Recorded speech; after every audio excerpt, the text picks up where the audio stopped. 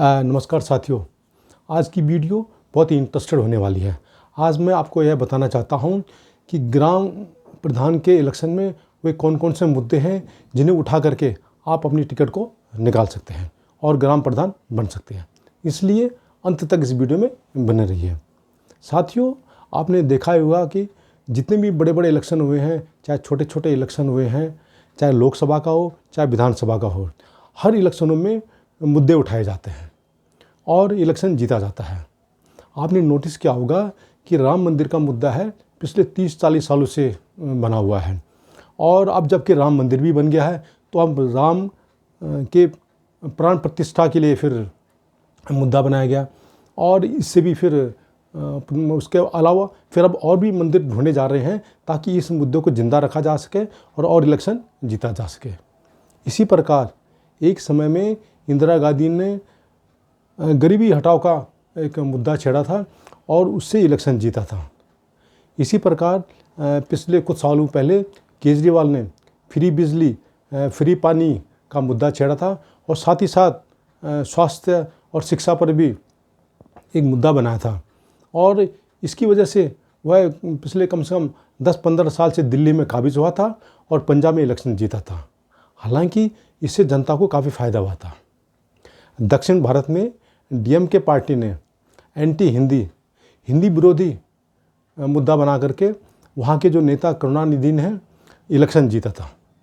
इसी प्रकार आपको याद होगा कि महाराष्ट्र में ठाकरे ने उत्तर भारतीयों के खिलाफ मराठाओं को मतलब विरोध में किया था और उसके वहाँ मुद्दा बना करके वहाँ पे इलेक्शन जीते थे। अभी पिछले दिनों ही इंडिया गठबंधन ने संविधान बचाओ का मुद्दा छेड़ा था और काफ़ी सीटें हासिल की थी। साथियों, इसी तरह से प्रधान के इलेक्शन में भी बहुत सारे मुद्दे हो सकते हैं, परंतु ग्राम प्रधान के जो जैसे छोटे इलेक्शन के मुद्दे और लोकसभा या विधानसभा के जैसे मुद्दों में बहुत बड़ा फ़र्क होता है। यदि लोकसभा या विधानसभा के मुद्दों में कोई नेता कोई वायदा कर दे और उसे पूरा ना करे तो इसे कोई ख़ास इतना फ़र्क नहीं पड़ता है, क्योंकि जनता की जो मेमोरी है, जनता की याददाश्त है, वो बहुत काफ़ी दिनों तक नहीं रहती है। वो 4-6 महीने में जनता भूल जाती है कि किस नेता ने क्या वायदा किया था। आप पिछले दिनों आपने देखा ही होगा कि जैसे जनता के सामने 15 लाख रुपए देने का वायदा किया गया था, 100 स्मार्ट सिटी बनाने का वायदा किया गया था या 10 करोड़ लोगों को रोज़गार देने का वायदा किया गया था। इसके साथ साथ ही गरीबी हटाने का भी वायदा किया गया था, परंतु बाद में ये किसको नहीं पता कि 15 लाख रुपए मिलने हैं कि नहीं मिलने हैं या कितनी सिटी का डेवलपमेंट किया गया, कितने शहर बनाए गए या कितने करोड़ लोगों को रोज़गार मिला या गरीबी हटी है कि नहीं हटी है, क्योंकि आम जनता फिर भूल जाती है। परंतु क्या है कि जो ग्राम जो सभा में है कि जो जनता है, जो लोकल जनता है, वो उसकी बात कुछ और है। आप जब ग्राम प्रधान रहेंगे तो आपको जो मुद्दे आप उठाएंगे वो उसको बड़े ध्यान से आपको रखना पड़ेगा, क्योंकि जो आप जनता के बीच में रहते हैं, आप उसी गांव में रहते हैं और लोग आपसे पूछेंगे। पहले तो गांव में ही लोग आपको पूछेंगे, गांव में नहीं पूछेंगे तो शहर में, बाज़ार में पूछेंगे, सड़क में पूछेंगे, भाई आपने वायदा किया था, आपने ये किया था, आप कहाँ हैं। इसलिए जो भी मुद्दा उठाना है वो सोच समझ करके उठाना है।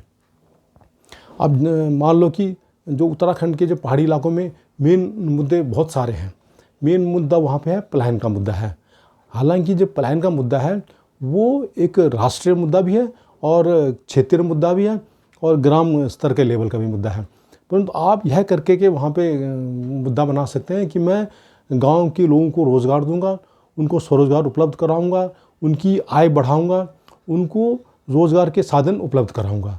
तो आप अपने गांव से अगर अपने 5-7 लोगों को भी वहाँ रोकने की कोशिश करी, उनको रोज़गार दिला दिया या उनके लिए स्वरोज़गार पैदा कर दिया तो एक बहुत बड़ी बात होगी। जैसे आप गांव वालों से वायदा कर सकते हैं कि भाई मैं उनके लिए पॉली हाउसेस बनवाऊंगा और पॉली हाउसेस में आपको पता है कि 2-3 लोगों को काम तो मिल ही जाता है, साथ साथ जो सब्जी होती है उसको आप बाहर मार्केट में बेच सकते हैं, इससे आपकी आय बढ़ेगी। या आप ऐसे वायदा कर सकते हैं कि मैं आपके लिए रोटावेटर लाऊंगा, क्योंकि अब लोगों ने क्या है कि खेती बाड़ी करना बंद कर दिया है, तो अब लोहे के रोटावेटर से या पावर टिलर से या जो टिन्नी ट्रैक्टर से उससे खेती बाड़ी कर रहे हैं। और उसके लिए क्या होता है कि सरकार से सब्सिडी मिलती है। इसके लिए आपको ब्लॉक ऑफिस में जाना पड़ेगा, उन एजेंसियों को मिलना पड़ेगा, उन लोगों से मिलना पड़ेगा जो रोटावेटर प्रोवाइड करते हैं। तो आप वहाँ पे कागज़ जमा करवा सकते हैं लोगों का, गांव वालों का, उनके जैसे पैन कार्ड हो गया, आधार कार्ड हो गया, उनकी खाता खतौनी की कॉपी। तो ये आप वायदा कर सकते हैं कि भाई मैं रोटावेटर दिला के यहाँ पे रोज़गार दिला सकता हूँ। इसी तरह आप ऐसा कह सकते हैं कि मैं बंजर खेतों को आबाद करवा सकता हूँ, और उसमें हम ऐसी चीज़ें लगा सकते हैं जिससे कि अपने ये जो जंगली जानवर हैं वो नहीं खाएं, जिनमें आपका अदरक हो सकता है, काली हल्दी हो सकती है, हल्दी हो सकती है, या कीवी के पेड़ हो सकते हैं, स्टीविया प्लांट हो सकते हैं, या आपको एलोवेरा हो सकता है, लेमन ग्रास हो सकता है। तो ये जैसे कीवी के प्लांट है वो आप बाहर से मंगा सकते हैं, नींबू के पेड़ हैं वो आपके कृषि विभाग से आप ला सकते हैं, और हल्दी है, हल्दी आप सिंचाई विभाग से ला सकते हैं। तो वो वहाँ कागज़ भर के देने पड़ते हैं, डिमांड देनी पड़ती है। तो आप ये छोटे छोटे वायदे कर सकते हैं अपने ग्राम सभा में कि भैया मैं ये काम आपके करके दिखाऊंगा। इससे क्या होगा कि लोगों को आपको विश्वास होगा, आपको आराम से मतलब अपना वोट मिल सकता है। तीसरा आप ये काम कर सकते हैं कि जैसा आपके यहाँ पे पानी की व्यवस्था नहीं है, पीने के पानी की व्यवस्था नहीं है, तो आप उनको बोल सकते हैं भाई मैं यहाँ के पानी पीने की व्यवस्था कर सकता हूँ।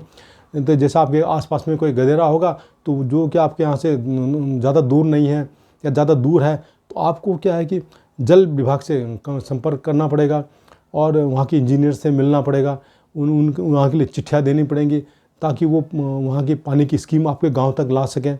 यदि आपके यहाँ गांव में पानी आ रहा है परंतु रिकॉर्ड पैदा हो रही है, कहीं पर पाइप सड़ गए हैं, कहीं पर डिस्कनेक्ट हो गए हैं, या कहीं दो गाँव का आपस में झगड़ा चल रहा है कि पानी कम आ रहा है, तो आप ये वायदा कर सकते हैं। तो आप इसके लिए भी आपको दौड़ भाग आप इसमें कर सकते हैं। आप ये भी कह सकते हैं कि भाई मैं गांव में फल पट्टी बनाऊंगा। अब आप क्योंकि आप काफ़ी खेत बंजर पड़े हैं तो आप उनको वायदा कर सकते हैं मैं रोटावेटर से खेती बाड़ी कर करके हम पूरी साइड में यहाँ पे फल पट्टी बना करके लोगों की इनकम को बढ़ा सकते हैं।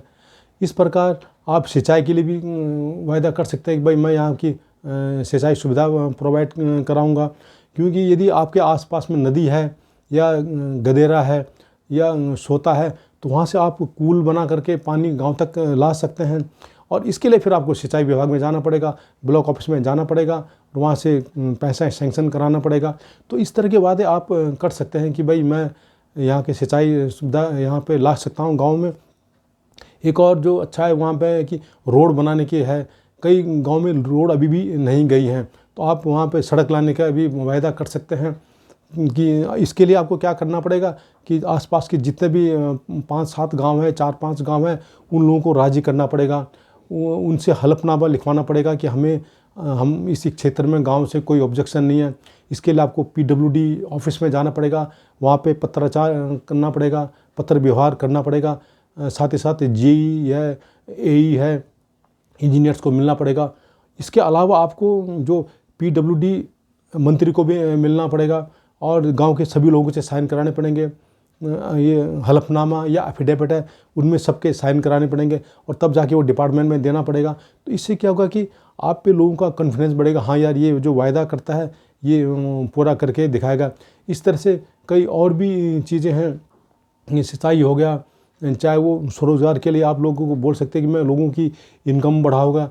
अब जैसे कि आप परंपरागत खेती हो रही है आजकल, तो अब उसकी जगह बोल सकते हैं कि हम नई प्रकार की फलोत्पादन कर सकते हैं, नींबू का कर सकते हैं, सेब का उत्पादन कर सकते हैं, कीवी का कर सकते हैं, या जैसे हम हल्दी का कर सकते हैं। हल्दी आजकल मार्केट में बहुत महंगी भी है, काली हल्दी तो ज़्यादा ही महंगी है।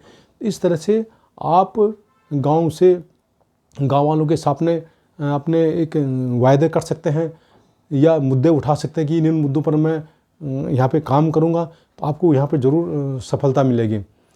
याद रखना, यदि आप वाकई गांव का विकास चाहते हैं तो आप ऐसे मुद्दों को ज़रूर उठाइए ताकि वहाँ पे गांव में का वहाँ पे पलायन को रोका जा सके, और जो लोग अभी बचे हुए उनके लिए भी रोज़गार की जो है वो रोज़गार की संभावनाएं बढ़ सकें।